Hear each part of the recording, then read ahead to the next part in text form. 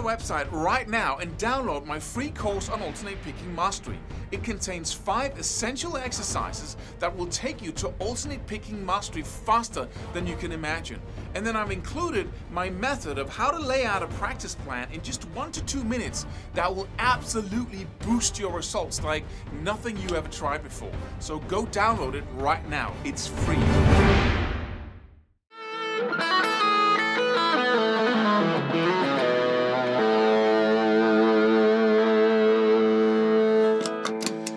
Some of us, let's see if I can make that not say anything. Some of us don't understand what practicing really is. Because I get these comments, I often say that you practice something without mistakes, perfect repetitions, and somebody said, but you have to have mistakes when you practice, otherwise you can't become good at it. That's because we don't understand the 2 ways of practicing. If you're putting a ball, want to throw a ball at the hoop and you want to hit it every time, then you have to make mistakes. That's the way the body learns in that situation. But when it comes to developing minute, detailed, very delicate movements, you want to do that movement slowly. You can't do that with a basketball, but you can do that with your movements here. So you don't have to make mistakes. You can program perfect repetitions in and really make sure that you learn the right thing and not learn to do a lot of mistakes very fast, which is what most people learn when they make mistakes all the time.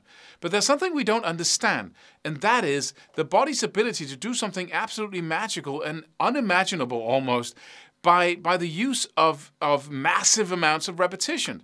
And what is practicing really? Because people say, I've been practicing, but have you really? Have you been practicing? For me, practicing is defining what it is that I want to become good at, and then turning that whole thing into a repeatable, loopable pattern, right? If I want to become good at cooking, what is that, becoming good at cooking? What is that? Is it following a recipe?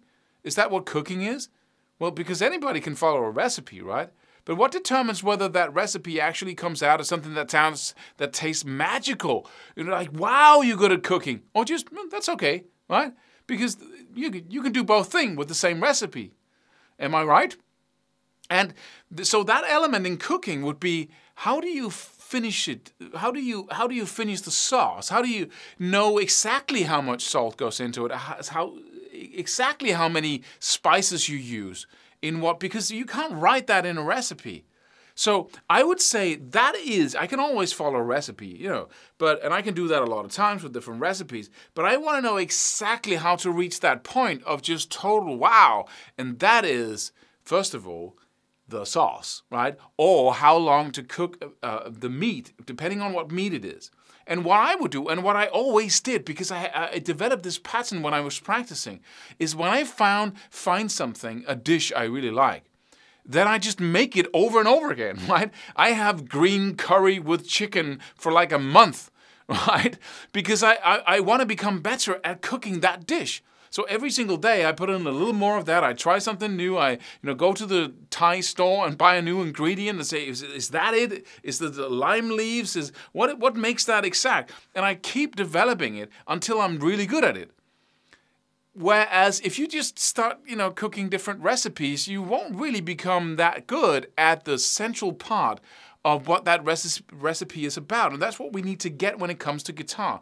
We sit down, we go into practice, and then we just start doing stuff, right? We start, instead of saying, okay, I want to play chords, right? That's what I'm practicing now. Okay, so am I just practicing chords? Or what is the essence of that? Well, the skill is to be able, just analyze with me, is to be able to hit the freaking frets with different combinations of fingerings, right? And so what I would do if I were to practice as effectively as possible is choose 2 chords that are the most different. So I really get from one shape to another very different shape, and then to become extremely good at that, just making that sauce, knowing exactly how much salt and pepper and all the other spices or, soya, whatever it is that I need to put in order to get that result I want from that restaurant I visited last summer, whatever, right?